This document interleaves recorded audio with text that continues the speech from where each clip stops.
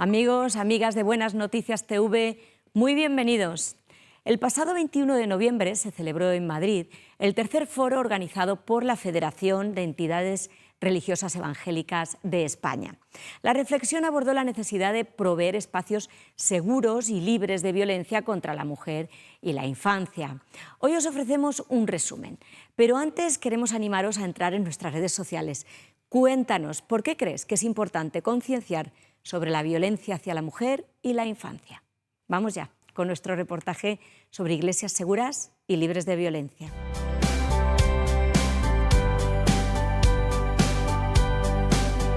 La Federación de Entidades Religiosas Evangélicas de España, FEREDE, celebró el pasado 21 de noviembre el tercer foro de reflexión interdenominacional. Con el título Iglesias Evangélicas, espacios seguros y libres de violencia contra la mujer y la infancia, 130 pastores, líderes y profesionales se dieron cita en el Hotel Novotel Campo de las Naciones de Madrid.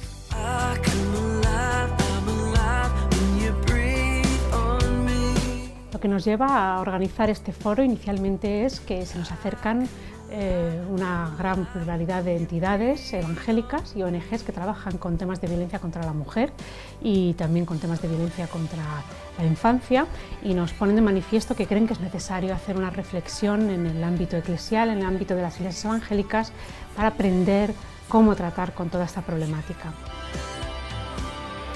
La Biblia, desde el principio, el Antiguo Testamento, el Nuevo Testamento, en todos los casos siempre muestra no solo el rechazo de la violencia, sino especialmente la defensa de parte de Dios de los más débiles, de los más vulnerables. Dios, que podía presentarse de muchas maneras, sin embargo se elige presentarse como el Dios de huérfanos, el Dios de viudas, el Dios del extranjero. El evento presentó 3 paneles con expertos en los que se abordó la violencia en la pareja y expareja, la violencia sexual y la digital. Inicialmente se expuso una teología de tolerancia cero del abuso en la Iglesia y se facilitó un glosario de uso. También se explicó el marco legal actual en España y el contexto social y cultural de la temática. La prioridad absoluta es dar seguridad y dar protección. Tiene que haber una intervención inmediata. Se puede llamar al 112, al 016 o ver los recursos. Un pastor tiene que saber los recursos de su entorno, de su ciudad, de su comunidad, los que sean, tiene que conocerlos. La vida es más importante que la reputación de la Iglesia. Creo que la importancia que tiene este foro es la implementación, y hablo como creyente y como jurista, la implementación de la concienciación, sobre todo desde el punto de vista interdenominacional, de diferentes creencias y diferentes personas, de la concienciación, de poder denunciar el abuso sexual, ya no solo con mujeres, sino también con los pequeños, que son los más vulnerables. Para FEREDE, el hecho de que haya tanto liderazgo representativo de todo el país, hombres, mujeres, pastores, líderes denominacionales, pero también representantes sociales, de entidades sociales que están trabajando de lleno con el tema de la mujer víctima de trata, de alguna forma pues nos genera muchísima esperanza. En España existen medidas legales de protección integral contra la violencia de género desde 2004. Hay juzgados especializados, centros de atención o casas de acogida. Muchas de ellas son entidades evangélicas. Sin embargo, es insuficiente. En 2025, 41 mujeres han sido asesinadas, según datos del 1 de diciembre. Para prestar esa atención, para esa ayuda, sobre todo pensando en las mujeres, niños, niñas que padecen la violencia de género o indirectamente la padecen, es muy importante conocer el marco legal, para saber cómo poder ayudarlas, para saber qué opciones tienen y también porque no podemos actuar y dar una ayuda efectiva si no sabemos a lo que nos estamos enfrentando. Nos faltan equipos en las iglesias, nos falta formación en las iglesias. En definitiva, no se están afrontando bien casos que llegan, no se sabe cómo. Entonces creo que aunque haya equipos buenos, entidades buenas, pero que tenemos que seguir trabajando duro de cara al interior de las iglesias. Este foro me está ayudando a recapacitar en la gran necesidad que tenemos a nivel nacional como iglesias evangélicas a prepararnos, tener buenos protocolos donde podemos también ayudar a víctimas, también prevenir y que podamos ser esa cultura que sana.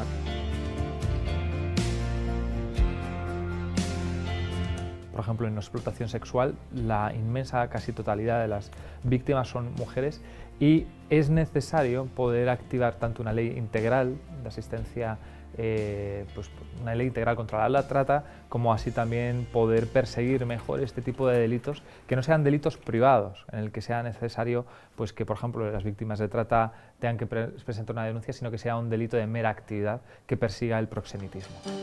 El foro de reflexión acerca de iglesias libres de violencia ha tenido un amplio carácter participativo, dando la oportunidad de preguntar a los ponentes. Además, en las mesas se trabajó con dinámicas de análisis de diferentes casos prácticos sobre abuso sexual y maltrato hacia la mujer y la infancia en el ámbito eclesial.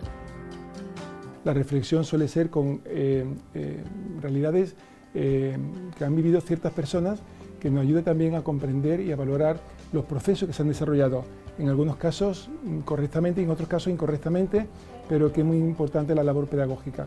Hemos contado con un comité organizador que ha estado formado por una pluralidad de personas, hombres, mujeres, pastores, pastoras y también profesionales. Y bueno, pues lo primero que hicimos es ver cuáles eran las temáticas que veíamos más importantes dentro de todas las que podíamos tratar, y queríamos hacer un acercamiento teológico y bíblico, profesional y pastoral. Cada vez más las nuevas formas de violencia digital afectan a la infancia. La normalización de la pornografía o la llegada de términos como grooming o sexting requieren respuestas específicas a esta realidad. Responsables de las iglesias evangélicas ven la necesidad de más formación y la intervención de profesionales. La violencia digital ha llegado para quedarse y está en nuestra sociedad desde que las nuevas tecnologías han aparecido en la sociedad. Seguro que a todos nos suena lo que es la palabra ciberviolencia. Hablamos de quizá términos más nuevos como el deepfake, cuando aparece ahora la inteligencia artificial y a través de una aplicación puedes desnudar a una persona. Entonces, claro que supone un reto. Hay muchísimos signos de alarma que profesores, directores, jefes de estudio tienen que estar muy alertas, porque el niño habla con su conducta, con su problemática, a lo mejor ríe, pero por dentro está llorando, ¿no? Si te acercas y quitas un poquito la primera capa de cebolla, muchas veces se derrumban. La iglesia local tiene que ser de gran ayuda para esos niños.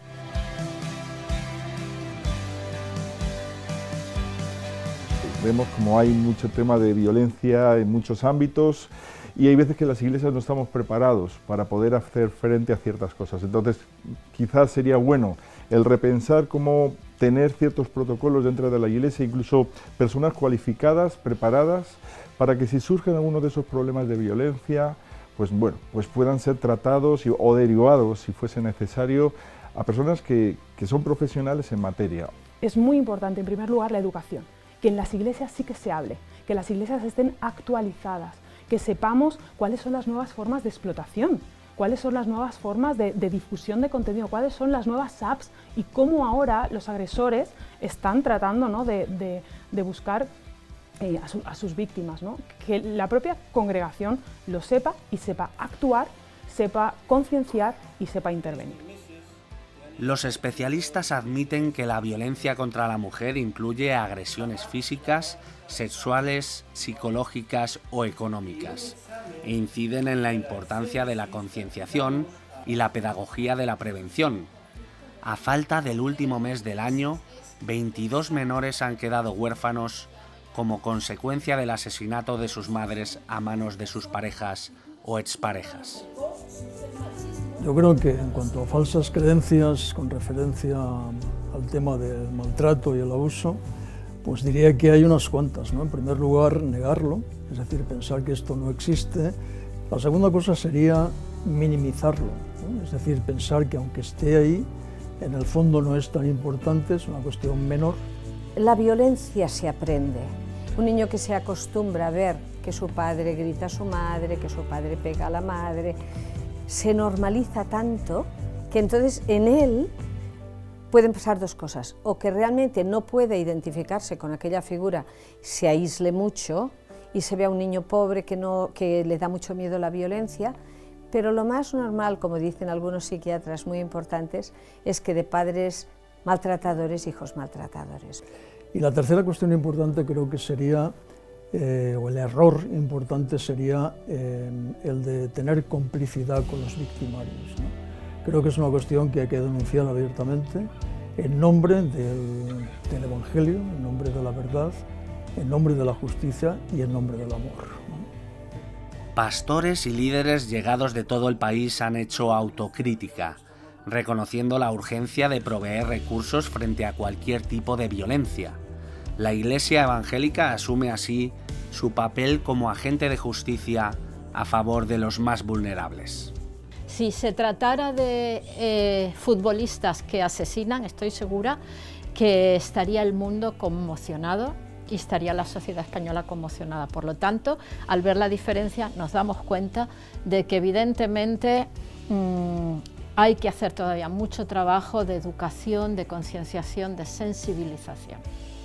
Participar en este foro sobre la violencia, ¿no?, y a la mujer y a los niños, la verdad me está llevando a escuchar diferentes reflexiones, opiniones, saber dónde está la Iglesia y dónde está la realidad, ¿no?, que estamos viviendo. Muchas veces caemos en ese error de ser iglesias búnkers, encerradas en nuestra propia realidad, y creo que el llamamiento de Jesús es ser iglesias ventanas, ¿no?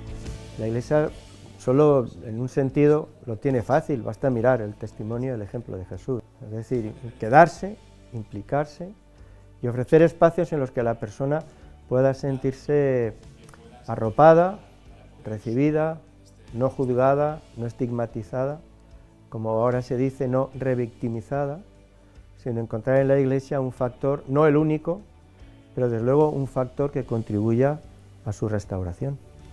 La Federación Protestante cerraba este acto con la presentación de un protocolo para la prevención e intervención en situaciones de violencia contra la mujer, al que se puede acceder desde su página web.